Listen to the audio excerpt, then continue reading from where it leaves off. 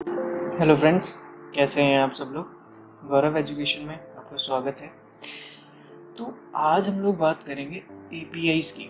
Have you ever wonder कि हमारी जो मोबाइल एप्लीकेशंस होती हैं, जैसे कि अगर हम गूगल पे की बात करते हैं, गूगल पे में हम किसी और जैसे स्टोर्स होते हैं वहाँ हम पेमेंट करते हैं, तो वो कैसे हमारी पेमेंट होती है, या फिर अगर हम कोई अदर एप्लीकेशंस यूज़ करते हैं तो वो कैसे यूज़ होती हैं, कैसे बैकएंड में वो काम करती हैं। क्या आपने कभी सोचा है वो क्या चीज़ है जिसकी हेल्प से ये सारी चीज़ें पॉसिबल हो रही हैं या होती हैं। तो इसको आज हम लोग देखेंगे। उसके लिए मैं अपनी पीपीटी खोल लेता हूँ। यहाँ पर आज का हमारा टॉपिक रहेगा एपीआई। आखिर एपीआईज होती क्या है, एपीआई की इम्पोर्टेंस क्या है और एपीआई हम लोग क्यों यूज़ करते हैं। तो सबसे पहले हम ये जान लेते हैं कि एपीआई है क्या। एपीआई है हमारी application programming interface.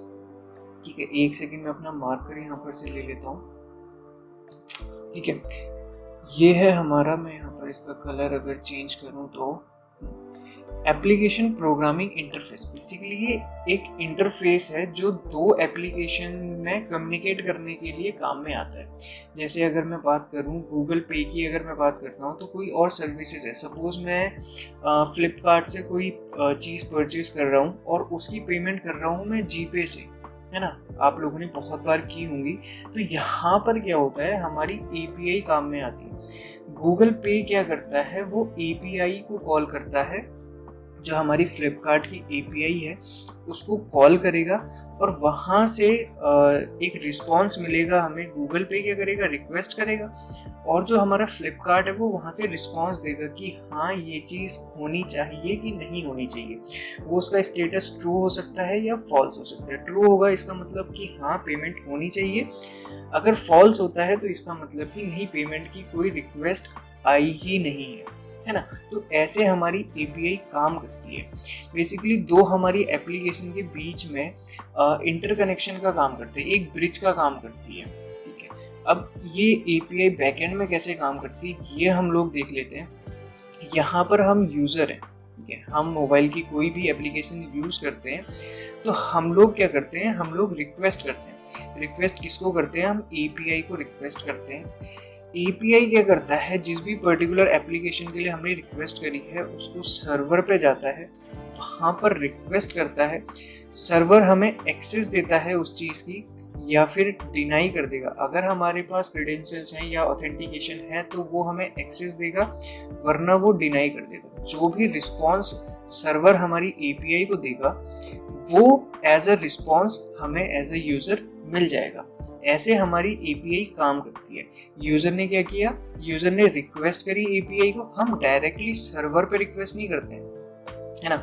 Most of the time हम लोग, जब हम दो एप्लीकेशन की बात कर रहे हैं, हम सिंगल एप्लीकेशन की बात नहीं कर रहे हैं। जब हम दो एप्लीकेशन, दो अलग अलग एप्लीकेशन काम में आ रही है तो हम लोग क्या करते हैं, किसी एक पर्टिकुलर एप्लीकेशन की एपीआई हिट करते हैं और वो एपीआई जाके सर्वर से रिक्वेस्ट करता है, तब जाके हमारे पास रिस्पॉन्स आता है। अगर कोई एक पर्टिकुलर एप्लीकेशन है, ठीक है, जैसे हमारी फेसबुक है, फेसबुक में अगर सिर्फ हम स्क्रॉल कर रहे हैं तो वहाँ पर हम फेसबुक की एपीआई को कॉल कर रहे हैं और वो डायरेक्टली सर्वर से हमें डेटा दे रहा है एज अ रिस्पॉन्स, है ना। हमने वहाँ पर रिक्वेस्ट करी और वो हमें रिस्पॉन्स दे रहा है। यहाँ पर बेसिकली रिट्रीव होती है, इंटरप्रेट होती है और परफॉर्म करता है। ये जो हमारा सर्वर है ये डेटा को रिट्रीव करता है, ठीक है, क्या कहते हैं उसको, परफॉर्म करता है नेसेसरी एक्शन। जो एक्शन को हमारी नीड होती है, हमें जिस एक्शन की नीड होती है वो हमें क्या करता है, परफॉर्म करता है। वो हमें एज अ रिस्पॉन्स प्रोवाइड करवाता है server by the help of API. इतनी चीज़ें आई गेस क्लियर होंगी। अगर मैं इसको लेमन टर्म में बताऊं तो ये एक हमारा मैसेंजर होता है। एपीआई हमारी जो है मैसेंजर होती है, किसके बीच में, हमारे यूज़र और सर्वर के बीच में एज अ मैसेंजर काम करती है। जैसे फेसबुक का मैसेंजर हो गया, व्हाट्सएप हो गया। हम एक यूज़र हैं, एक दूसरा यूज़र है, बीच में हमारा व्हाट्सएप या फिर फेसबुक का मैसेंजर है। वो क्या करता है, हमारा मैसेज उस तक कन्वे करवाता है ना। तो वैसे ही एपीआई एक यूज़र और एक सर्वर के बीच का मैसेंजर है ना। इतनी चीज़ें आई गेस आपको समझ में आई होंगी। अब हम लोग क्या करते हैं, हम लोग देख लेते हैं कि काम कैसे करती है, ये हमने इसका फ्लो चार्ट देख लिया कि बैकएंड में होता क्या है। अब हम एक एग्जांपल लेके चलते हैं। सपोज हम लोग किसी होटल में गए, ठीक है, होटल में गए, हम लोगों ने टेबल रिजर्व करवाई। अब हम लोग वहाँ पर बैठे हुए हैं टेबल पे, वहाँ पर हम डायरेक्टली शेफ के पास नहीं जा सकते कि हमें ये ला के दीजिए या फिर हमें ये खाना है। हम डायरेक्ट शेफ के पास नहीं जाते ना। क्या होता है, हम लोग टेबल पे बैठेंगे, टेबल पे हमारे पास एक वेटर आएगा, है ना। वो वेटर या फिर हमारी एपीआई वो हमारे पास आएगी, हम उसको रिक्वेस्ट करेंगे कि हमें ये चाहिए, और वो अब हमारी जो रिक्वेस्ट है वो शेफ तक पहुंचाएगा या फिर अंदर किसी और तक पहुंचाएगा, और फिर वो जो शेफ हैं वो वापस से उस वेटर तक हमारा जो रिक्वेस्ट थी उसका रिस्पांस उस एपीआई को, यानी जो हमारा वेटर है उसको देगा, और जो वेटर है वो हमें सर्व करेगा, जो चीज़ हमें चाहिए वो हमें सर्व करेगा एज अ रिस्पांस। यहाँ पर हमने वेटर को रिक्वेस्ट करी, वेटर ने शेफ के पास जाके हमारी रिक्वेस्ट को भेजा, पहुंचाया, वहाँ से जो हमारा शेफ हैं उन्होंने रिट्रीव करी, ठीक है, इंटरप्रेट करी और परफॉर्म किया, जो हमारे लिए जो हमने डिश मंगाई थी उसको हमारे लिए कुक किया, प्रिपेयर किया। फिर वापस से वो जो वेटर था यानी हमारी जो एपीआई थी उसको वो चीज़ थमाई, और वो एपीआई ने या फिर वो हमारे वेटर ने वो चीज़ हमारे तक ला के दी। यहाँ पर हमने रिक्वेस्ट करी और हमें क्या मिला, रिस्पॉन्स। हमें वैलिड रिस्पांस मिला, इनवैलिड रिस्पांस नहीं मिला। हमने मंगाया था चिकन लेकिन हमें मिला फिश, ये एक वैलिड रिस्पांस नहीं है ना। तो इस चीज से बचने के लिए हम लोग एपीआई का यूज करते हैं, है ना। तो यहाँ पर कॉम्प्लेक्सिटी बहुत ज़्यादा कम हो जाती है, और इसकी इम्पोर्टेंस अभी हम लोग देखते हैं। इसकी इम्पोर्टेंस क्या है, इसकी इम्पोर्टेंस सबसे ज़्यादा हम एपीआई क्यों यूज़ करते हैं, सबसे इम्पोर्टेंट चीज़ है सिक्योरिटी। अब सिक्योरिटी किस सेंस में, सपोज एपीआई नहीं है बीच में, ठीक है, हम क्लाइंट हैं और ये सर्वर है हमारा, हम डायरेक्ट अगर इसको रिक्वेस्ट करेंगे तो हमारा जितना भी डेटा है वो डायरेक्टली सर्वर के पास चला जाएगा, और सर्वर का जो डेटा है वो क्लाइंट के पास आ जाएगा डायरेक्टली, है ना, क्योंकि बीच में मिडिल वेयर नहीं है, क्योंकि हमें पता नहीं है हमने क्या रिक्वेस्ट करी है, वो हमारी रिक्वेस्ट वैलिड है कि नहीं है ना। फिल्ट्रेशन की कोई प्रोसेस नहीं है। लेकिन अगर यहाँ पर हम एक एपीआई लगा देते हैं, ठीक है, एप्लीकेशन प्रोग्रामिंग इंटरफेस लगा देते हैं, तो यहाँ पर क्या होता है, जो चीज़ हमें चाहिए होती है ना, जो रिक्वेस्ट हम करते हैं वही रिक्वेस्ट जो है वो सर्वर तक पहुँचती है।